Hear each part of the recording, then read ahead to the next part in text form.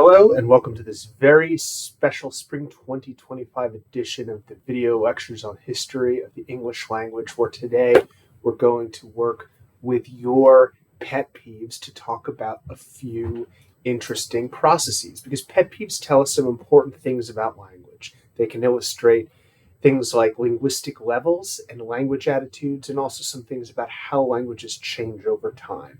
So we're going to work with your pet peeves, the things that you supplied on the Brightspace discussion board, to talk about levels of linguistic organization, which is a crucial concept in the study of language, some identifiable processes in language change, not all of them, this isn't, but just some of them, just to introduce the idea that there are stable, predictable, and recurring processes in how languages change, and that the things that we think of as wrong are often just the products of the usual processes of language change. And finally, connecting to that, the idea of what we see as wrong or right or annoying or not annoying or prestigious even, we're going to talk about language attitudes as socially and historically shaped. So let's get started.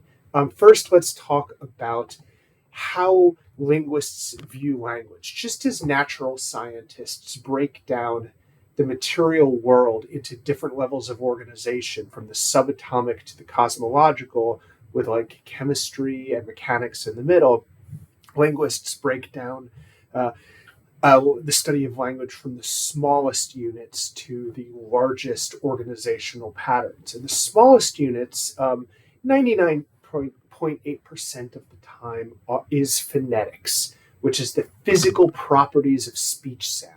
And phoneticians might use special instruments that produce like spectroscopy of sound in order to look at the differences between, say, a person with like neurotypical or ordinary speech patterns and somebody with a speech disorder. And so phonetics looks at the smallest physical units of language, which is sound. And overall, linguistics tends to privilege and focus on spoken language. Now, what about sign language? Well, in sign language, what would the analogy to a sound? Well, it would be the gesture, wouldn't it? The movement, the eye, the face and hand and body movements that make up the fundamental units of meaning in sign language. Now, we move from phonetics, which is the physical sounds themselves, to phonology, which is sound patterns and rules in language, and then to morphology, which is word formation and internal structure, to syntax, which is sentence structure and grammatical rules, semantics, word and sentence meaning, pragmatics, meaning in context and language use. So, for example, a good example of pragmatics is, can you pass me the salt? Right? What is the actual meaning of that is, can you please pass me the salt? But the literal meaning is, can you? And so if you hear that and don't know how normal people normally speak, you might say, "Oh, no, can you?" So if you ever say, "Can I go to the bathroom?" and someone says, "Oh, no, can you?" You could say, "You're making an error at the pragmatic level of linguistic organization, sir. Sit down, sir." All right, sorry, I got a little carried away there. Morphology, I'm going to illustrate these more with your examples here. And then discourse is the study of extended language use across sentences. And then sociolinguistics looks at language in social context and social organization. All right, so let's think about phonology. One of your pet peeves was WARSH for wash. I can't believe what they're doing in Washington, D.C. That R insertion is a feature of a regional dialect that you find in parts of the lower Midlands United States, and other areas as well. R insertion also occurs in like old New Yorkers like my dad, who say like water, not water, but water. There's an R in the middle there. Missouri for Missouri is another example of a phonological difference. Somebody was talking about saying hour versus an hour, and that variation has to do with sound systems, because it's the lack of a consonant at the beginning of a word that motivates whether you say or n before it, which is a phonological rule. But in this case, it's interfering or crossing over with an orthographic rule.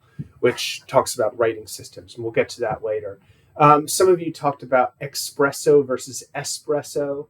There's no egg in espresso.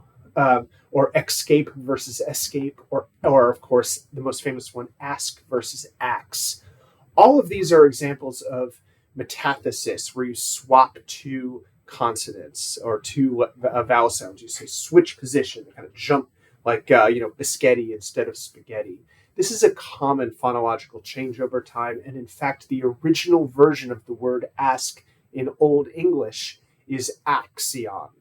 So the old form was ax, not ask, and it got switched around to ask later on. But some dialects either kept the old version or switched them back. Some people believe that the use of ax in African American English has to do with the contact of African Americans in early colonial America to Scots, Irish settlers. But we're going to get to that way later in the semester. Another phonological system that people are peeved about is uptalk, which is like, my wife is from British Columbia in Canada, and everyone talks like that there.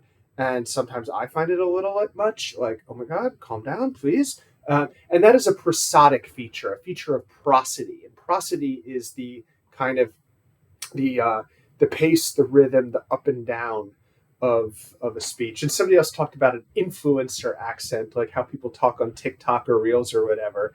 And that's probably a combination of different features. I know back a few years ago, a big pet peeve that everybody was talking about, which seems to have dropped off the radar, was vocal fry, which is when you kind of, and it would talk like this. And it's funny how certain features of speech that get on people's nerves are often coded as poor.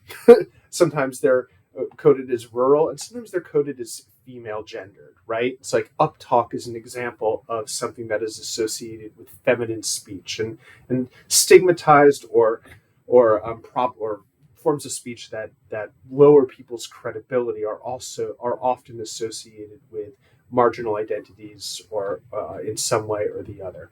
All right, let's move on to morphological, and that has to do with word structure.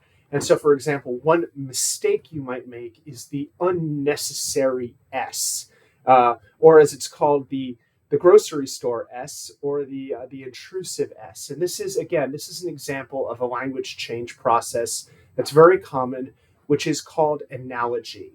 You've got McDonald's, you've got Wendy's, you've got Kroger's, right? Is it Kroger? No, maybe it's just Kroger. I don't know. But if you think of a store as having that possessive, right, then you'll attach it where it doesn't belong. And when you take a rule that you learned for one thing and attach it somewhere else where it doesn't necessarily belong, that's an analogy. And it's a natural process of language change, but one that produces what are seen as mistakes frequently. When a child is acquiring a language, they will often make analogies. That's how they learn. They go, oh, this is a rule in one place, and then I'll use it somewhere else. It's like, oh, I walk, I walked. That's how that works. Okay, well, I speak, I speaked. No, it's not speak, it's spoke. The kid goes, what? Okay, fine, whatever. And by the time they're 5 or 6, they've usually figured out how the people around them speak. Whether that's standard English or a regional variation or a racial dialect or a national dialect or so forth, they will learn the rules of their own language. And in some rules, the ain't is not correct. Isn't is correct. Aren't is correct. Couldn't, wouldn't, shouldn't, mustn't. But for some reason, standard English has collectively decided that ain't is not acceptable as standard English, and not even in informal standard English. And so we say that's not good, right?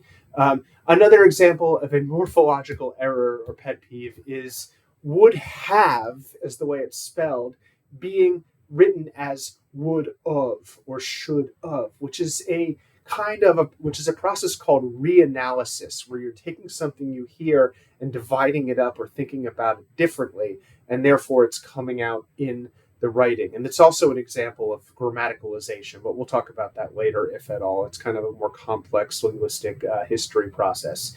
Other examples of the way that analogy produces what are seen as errors is irregardless.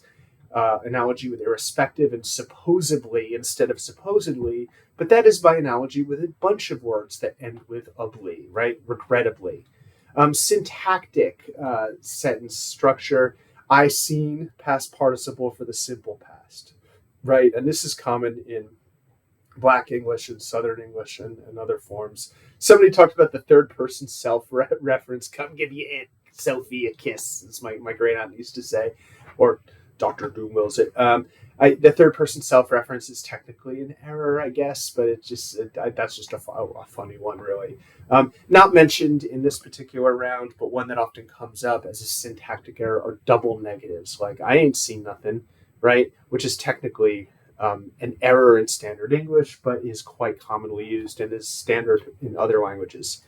And these belong to sentence, how we put words together in order to make meaningful statements. A number of people have issues with types of words people use. And so one of the linguistic levels of organization is the lexical. What is the word hoard, as they called it in Old English, the set of all words that make up a language? A lot of people dislike filler words like unlike, basically. I hope I haven't said them too much in this video. I'm a bad one for them. But they're part of the rhythm of speech and thought. And we often use filler words when we're talking extemporaneously to pivot or to give ourselves time to think. And so we become so used to polished and edited media, speech, television, podcasts that have been edited, that we have this almost unreasonable expectation that people will speak without these. And of course, some people overuse them, and it gets a little grating. But I think moderation in all things. People often have a problem with text slang in speech. Lol. I don't know. It's anything that gets overused can get annoying. I was talking in the discussion board about how I have this bad habit of saying things originally to make fun of how they sound, but then all of a sudden.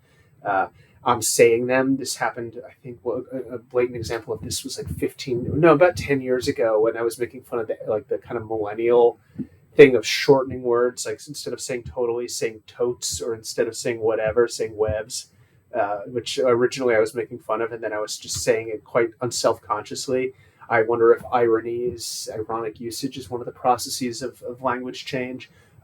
People get annoyed by buzzwords such as viral or trending or particular jargon, participatory learning.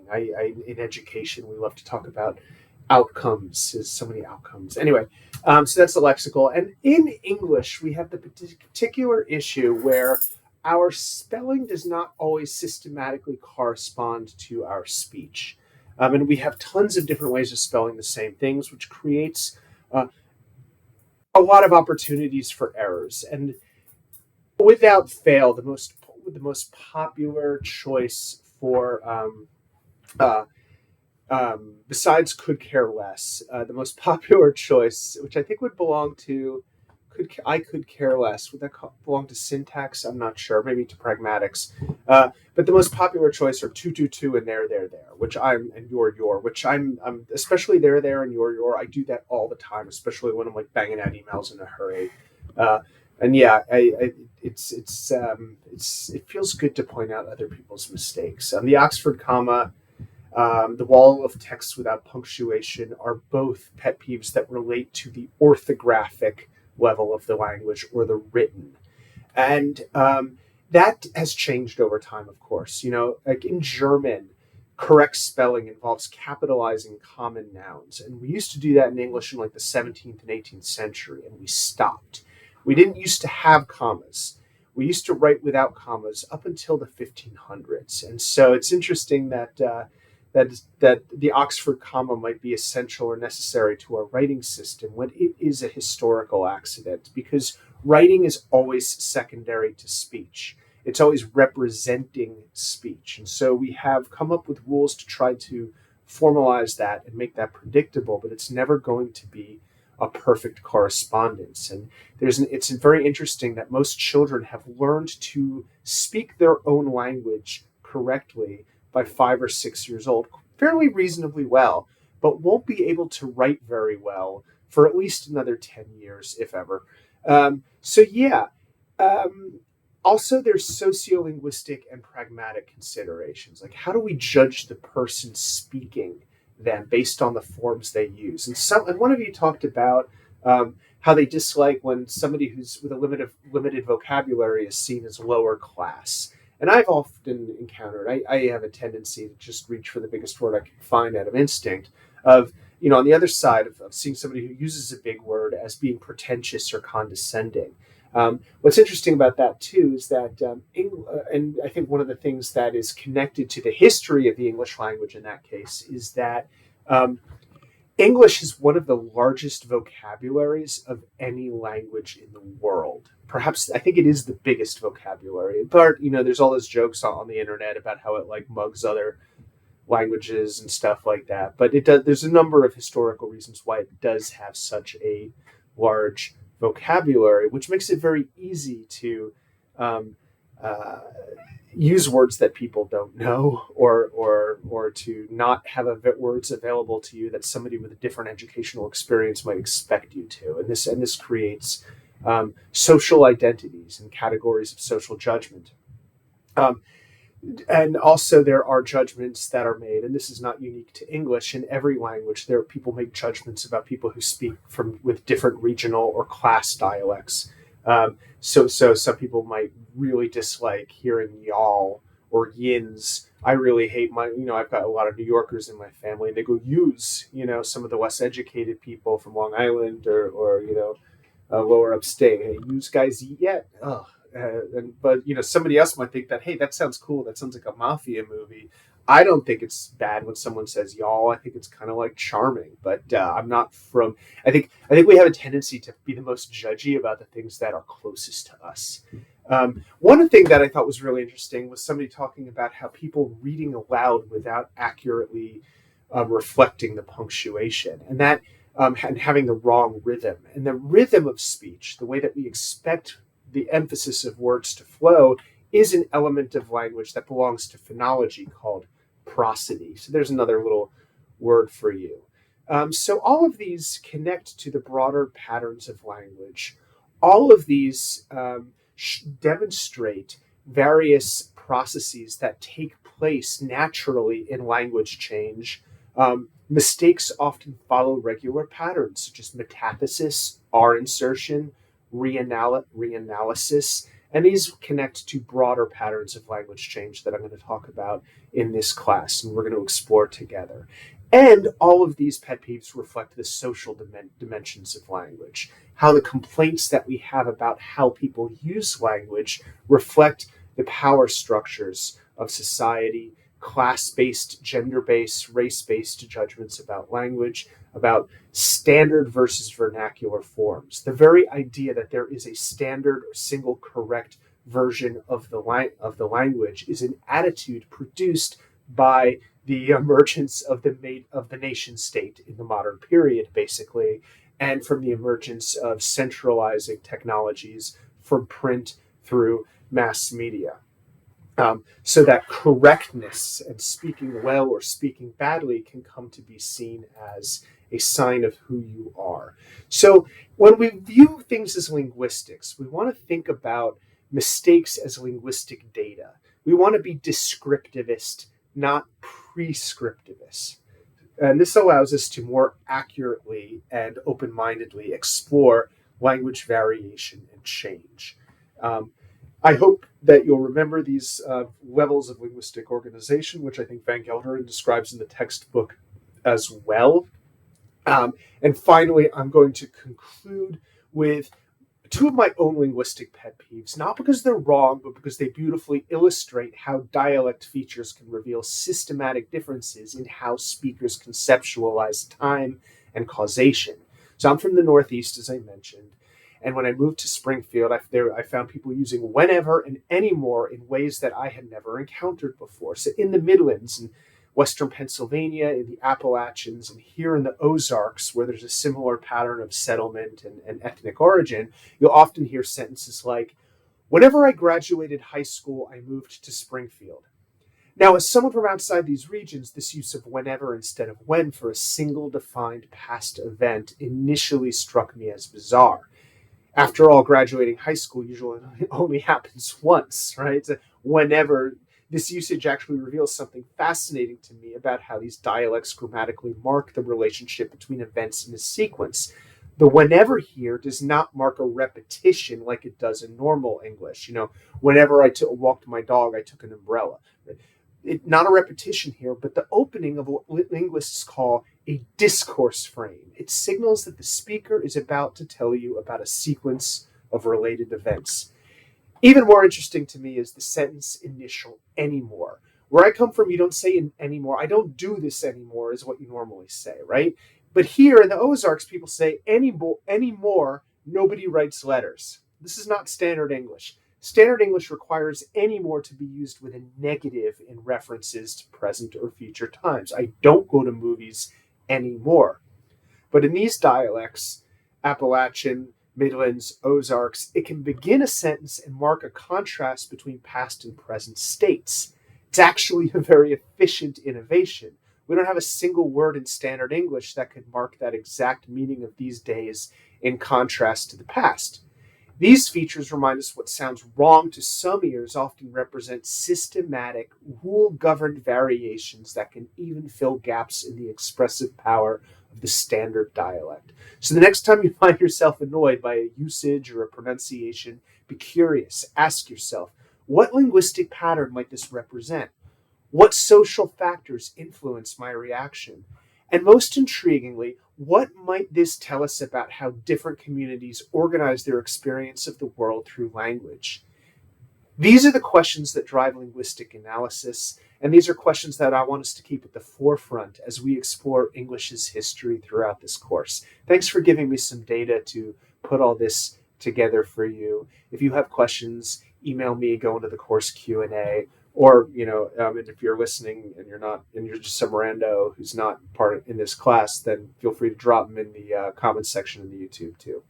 Have a great day. Thank you. Bye.